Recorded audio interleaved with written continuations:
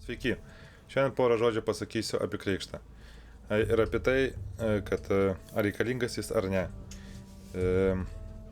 Bet už tai noriu paminėti, kad viskas, kas vyksta aplink mus, visi šitie įvykiai, visos mūsų mintis, čia yra vienas tas pats Dievas ir vienas tas pats pažinimas savęs.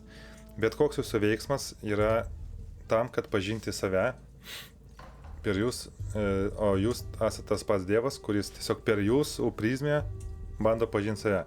Ir jeigu jūs savo vaiką pakrikštysit, tai nereiškia, kad jūs kažką blogo padarysit, nes taip tokio blogio ir gėrio nėra, kaip aš daug kartų sakiau, viskas yra labai sąlyginai, nuo žiūrėjimo taško priklauso. Tai jeigu jūs,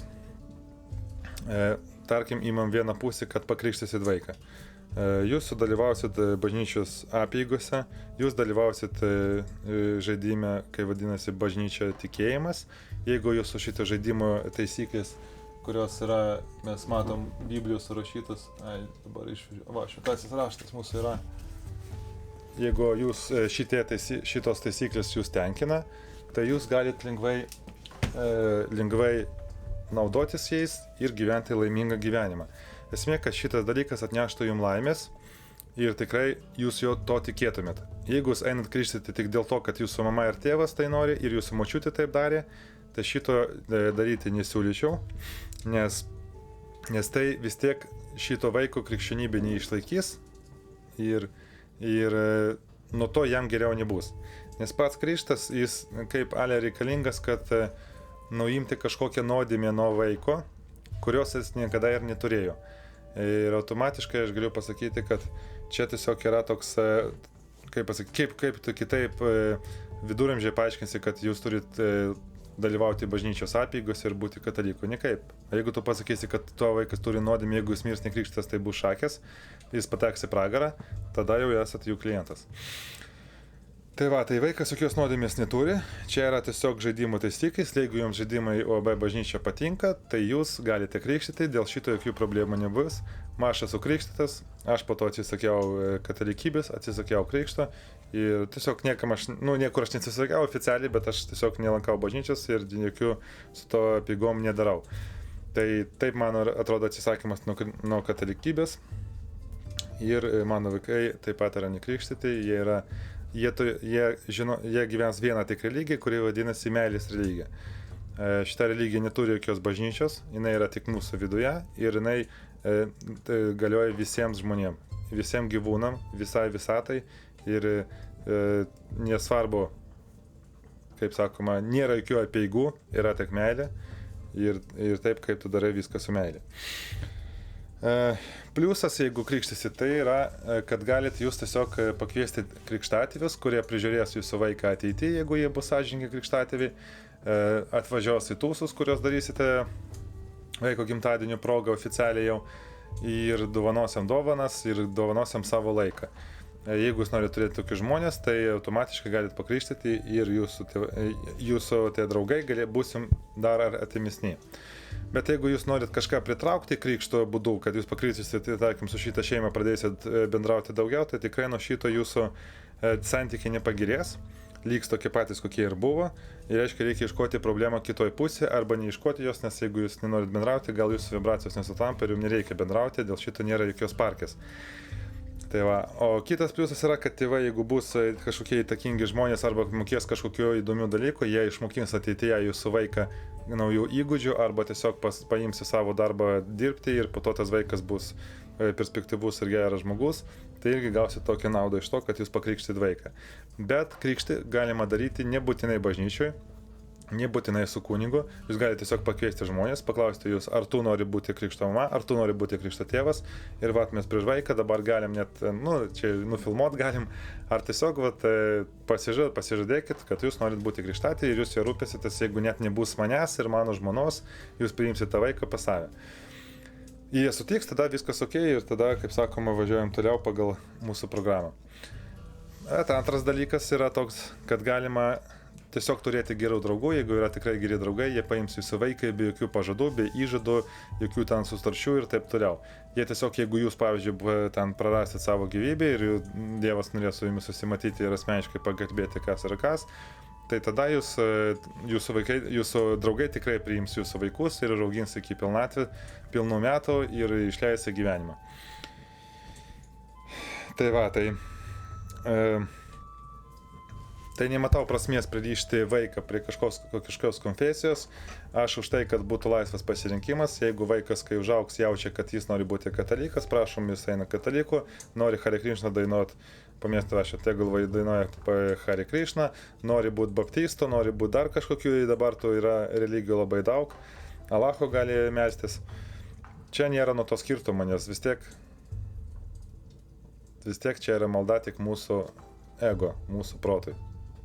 Nes čia tas pripažinimas reikalingas tik mūsų protui, kuris yra irgi Dievo sukurtas, bet jis palaiko šitą visą žaidimą, kad mes galim žaisti tą žaidimą pilnavertiškai, daryti savo jausmą, kad mes esame labai reikalingi kažkam, kad mes čia kažkaip stipriai tarnaujam, kad mes čia kažkokį darom prasmingą dalyką. Kaip ir aš dabar sėdžiu, kažką aiškinu, tas pats Dievas aiškina tam pačiam Dievui, net ne Dievas, tas kūrėjo energija eina per mane ir aiškina per kitam kūrėjo energiją, kuri žiūri už ekrano, kad mes esam tie patys kūrėjai. Ne šiuo atveju aiškina apie krikštą. Bet, einam iš apačios. Tai va, tai viskas yra tas žaidimas. Jeigu jums patinka žaisti šitą žaidimą, labai prašom, tikrai nieko blogo nebus. Tas blogo irgi, nieko blogo ir nėra, tai ką jis bus, katalikas, arba musulmonas bus tam, arba ten dar kažkas. To nieko nesikeičia, nes nėra jokios iš vis, nėra prasmės jokios gyvenimo, nėra tikslo, tiesiog visi daro tą, kokios mintis jiems ateina. Ir net jeigu mes esam, kaip čia yra teorijos, vergai, kurie tiesiog mūsų žemėje daro visokios ten šachtos, kad ten paimti tos metalus, dar kažkokiai ateivių rasiai mes čia dirbam. Tai čia gali būti, kad tiesiog mes esam... Čia jau kita tema, aš nesiplėsiu šitą temą, gerai, kitą video rašysiu. Tai va, tai kas dar su krikštu? Tai krikštas nieko mums neišgelbės, nieko neapsaugos, neduos jokio angelo sargo. Viskas priklauso nuo jūsų, tiek kiek laiko jūs skirsit savo vaiko, jeigu jūs su juo bendrausit, žaisit ir įdėsit į savo pastangas, vaikas bus toks ir toks.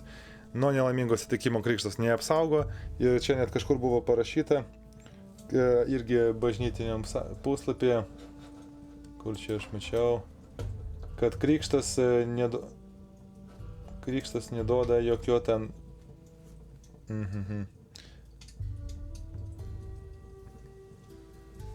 Vienu žodžiu, kad patinės bažnyčia rašo, kad krikštas neduoda jokių tam privilegijų, jokių užtikrinimų, kad viskas vaikas vis tiek gali susirgti, vis tiek gali mirti ir vis tiek jis gali sudegti name.